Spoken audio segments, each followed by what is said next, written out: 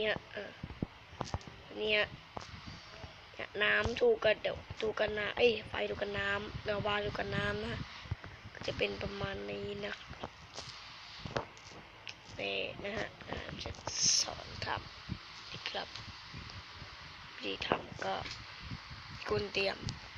นี่ครับนี่คือหินอะไรก็ได้แล้วก็ลาวาแล้วก็น้ำแค่นี้นะครับเนี่ยให้เราตรงนี้ครับ1 2 3 4ให้เราทุกบล็อกที่3ไปนะ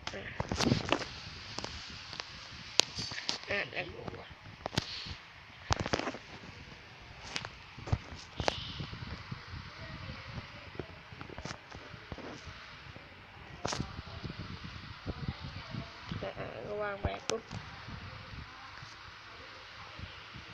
นี่ต้องให้ทันนะฮะตอนแรกต้องให้วางก่อนนะฮะแล้วก็วาง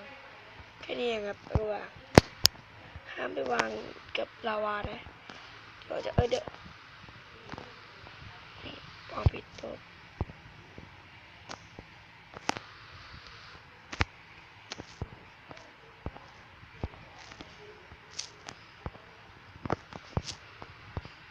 จะได้ประมาณนี้เนี่ย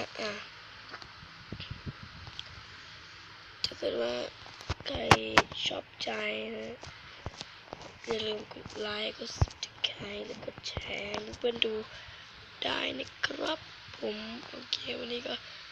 จบแล้วก็อย่าลืมกด subscribe เพื่อติดตามคลิปใหม่ด้วยนะครับขอบคุณครับ